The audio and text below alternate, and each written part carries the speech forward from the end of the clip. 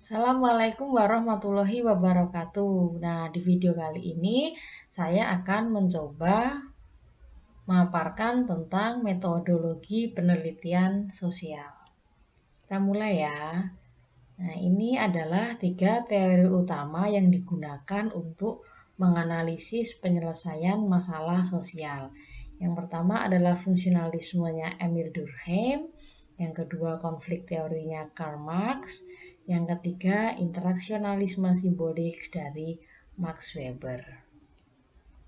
Kemudian ini adalah 3 paradigma penelitian sosial. Yang pertama adalah positivis ya dari Auguste Comte. Kemudian yang kedua anti-positivis dari Max Weber. Kemudian sejarah sosial ekonomi politik dari Karl Marx. Nah, positivis dari Auguste Comte itu adalah cara memahami perilaku manusia secara deduktif, yaitu dengan mengajukan cara pandang teoritis dari sudut pandang penelitinya. Kemudian yang antipositivis dari Max Weber, paradigmanya itu menekankan bahwa realitas sosial dipandang dan ditafsirkan oleh individu itu sendiri sesuai dengan gagasan yang dimilikinya. Kemudian sejarah sosial ekonomi politik dari Karl Marx di sini bahwa sejarah itu menunjukkan manusia selalu terlibat dalam hubungan produktif yang merupakan hubungan sosial di antara umat manusia yang paling menentukan perjalanan sosial, ekonomi, dan politik. Ini adalah tabel perbandingan antara positivis, antipositivis dengan sejarah sosial ekonomi politik. Yang pertama terkait jenis yang data dominan. Kalau positivis itu dominan kuantitatif, kemudian antipositivis itu kualitatif, yang sejarah sosial ekonomi politik itu kualitatif, kuantitatif dengan menggunakan data sekunder. Kemudian perspektifnya, kalau positivis itu objektivis, yang antipositivis itu subjektivis, kemudian kalau sejarah sosial ekonomi politik itu kelas sosial. Fokusnya juga berbeda. Jadi yang positivis itu fokusnya saintifik, antipositivis itu humanis, kemudian sejarah sosial ekonomi politik itu fokusnya ada pada hubungan sosial produksi. Kemudian ini yang metodologi. Kalau positivis itu metodologinya eksperimentalis. Yang antipositivis itu interpretivis. Kemudian yang ini adalah konflik. Ini perbedaan antara metode kuantitatif dan kualitatif. Kalau metode kuantitatif itu meliputi survei, eksperimen, observasi, kajian dokumen statistik dari lembaga yang telah melakukan penelitian, dan dipublikasikan.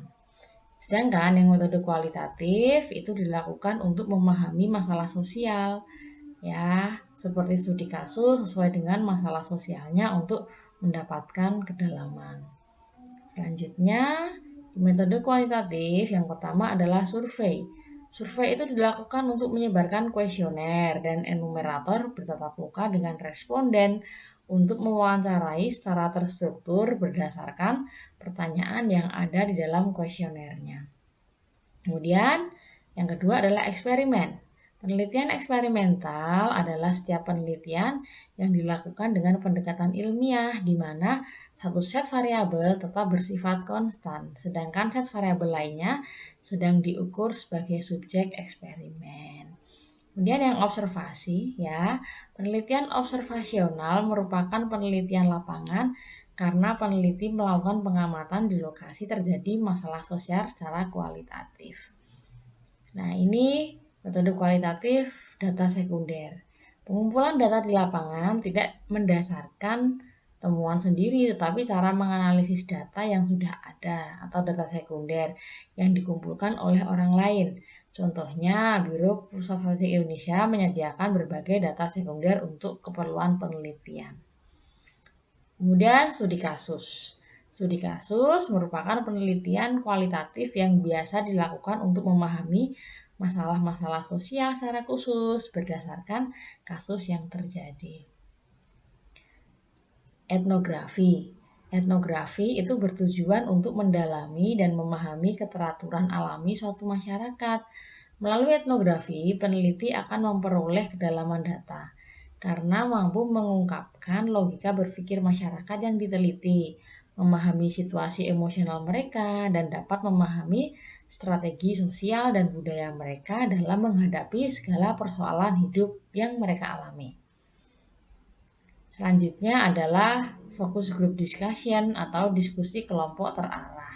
Jadi FGD ini melibatkan sekumpulan orang-orang dari latar belakang atau pengalaman yang sama untuk membahas topik tertentu dari suatu masalah sosial.